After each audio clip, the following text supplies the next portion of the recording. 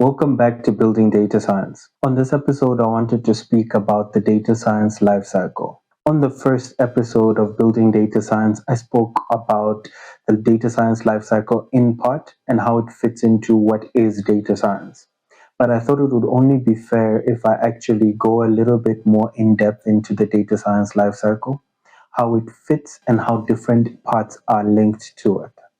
Later on, you'll find that some of the series that I'm doing are linked in part to processes within the data science lifecycle.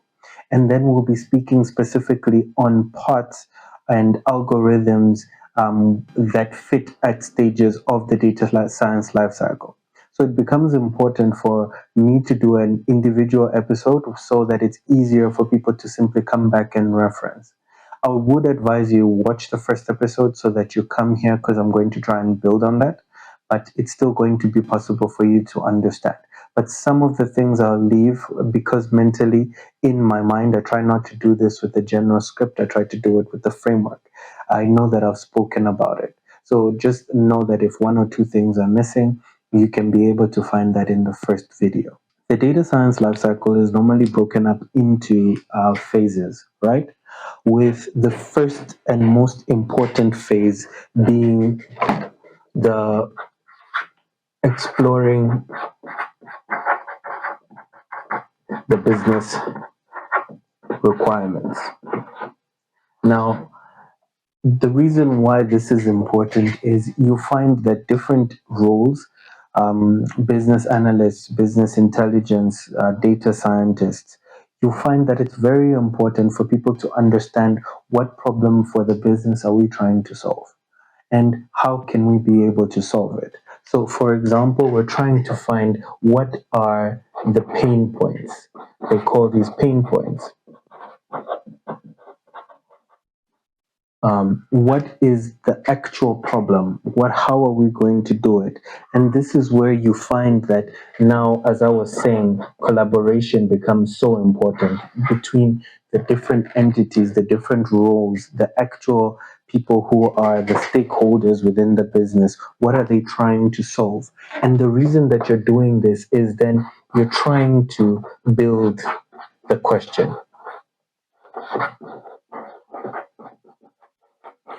What question are you trying to solve?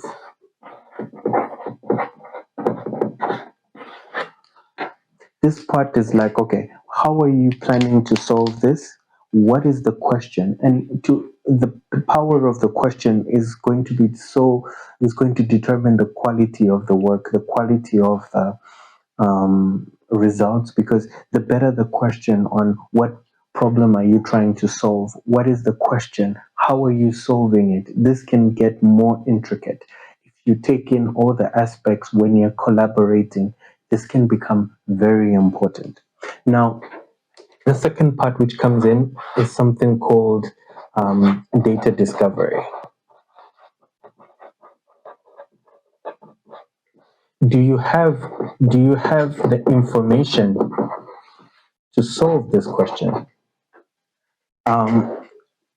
How can you ask? You might ask a great question, but do you have the information to solve that question? Before you even go further to say, sometimes you find you go further in the process and different teams are collaborating, having different discussions, and that's where many different roles come into it. But then you find that if there's a disjoint between this, you find that the actual issue now comes to, okay, how can we solve this problem and how can the information we have with us solve this problem? I think I can't state it enough how important this is. I hope you understand exactly what I'm saying. Now, the next stage which comes into it, right? It comes in normally as a 2-3 part, but normally something comes data prep. Now, the data prep, I actually did a video specifically on this where I went into data mining, where I explained data mining, I explained the concepts, and I also explained this data prep a little bit more in detail. I have an older video, which I'm not really proud of, but still, it tries to explain part of the processes, which is called EDA, which is called exploratory data analysis. So it's part of the data prep. You're cleaning the information, how you're doing it. And I was trying to more on the video, I tried to explain how it fits some of the statistics that's used.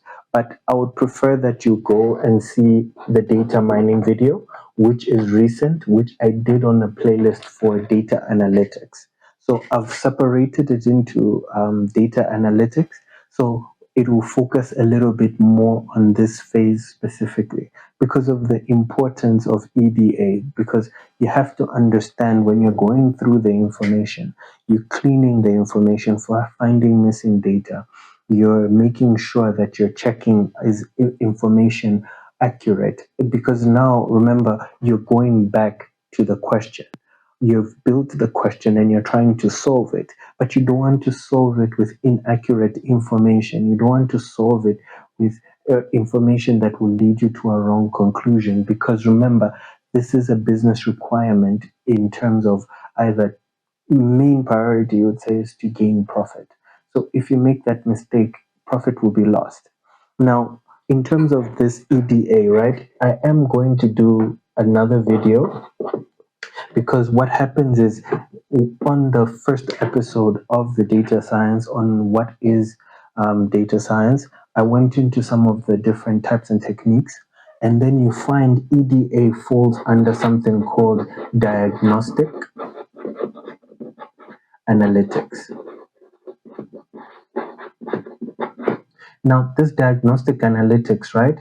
There's predictive data analytics, there's diagnostic analytics, there's prescriptive analytics. So you can find that, and then there's descriptive analytics. So remember, you're trying to analyze the data, you're trying to find the why. And this is all part of the life cycle. You're trying to go through the process to understand where are we going, what are we doing, because it's so important that you understand exactly where all of these come into it and how they fit into all of this, right? Because now when you actually think about it, now you start to say, okay, I've found the question, I'm trying to build the question, I'm trying to solve it. Okay, now I'm trying to see, do I have the information to solve this question? Then you say, okay, now on the information, is the information structured in a way which is able to give me accurate information, right? And is that accurate information, will it lead me to a conclusion which is worthy of the business and what the business wants to achieve? Then we can say, okay, now what are we going to do now? Now we're going to design the model. When we say design the model, right? What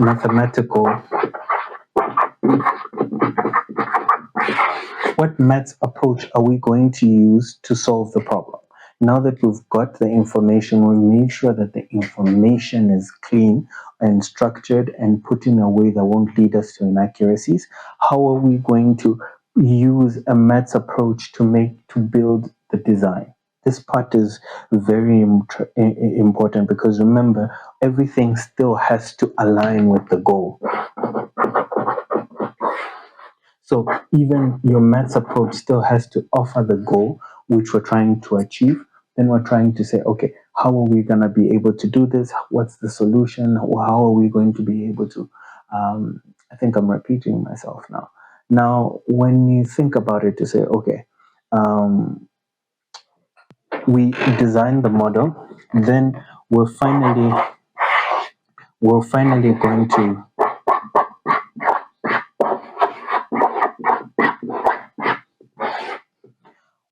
to build the model. So build the model is the actual solution. What is the solution that we're now going to do? Now, if you think about the different roles that come into it, you've got, I think, let me just do it like this. If you think about it, you've got something like business intelligence, you've got data engineers, right? You've got data scientists, you've got AI engineers. Because remember here, you're going to need to do things like pipelines, data pipelines. How is the information going to flow in order to solve this question, this business requirement? And then when it actually flows, how is it going to flow into the model? So, what model are you building? How is the model being built? What information is it going to take? And then now, this is where now you start to build the model. Now, it's so important. What most people don't understand is this isn't a one time process, right? This is a process which you continue to go through over and over. So, they call it iterate. So, you're going to keep going through the process. I think that's it. So you're going to keep going through the process to find out where you can be able to do things like, for example, you're going to have to, uh, what's this doing now? You're going to have to evaluate your results. What is your model giving? What results is it giving? How are the results? Do the results make sense? So this is the part where you something where something which becomes so important is you find that there's something which is called hypothesis testing. This is a stats idea, or it stems from stats. So you have to have an hypothesis, you have to test it, then you have to iterate through it, then you go through the entire process, right? Now, one of the final stages which you're going to do after this, right, is after you build the model, the sixth stage is you deploy the model. So you deploy it to production. Another way of looking at deploy to production is you integrate your solution into the business. So I think I'm running out of ink.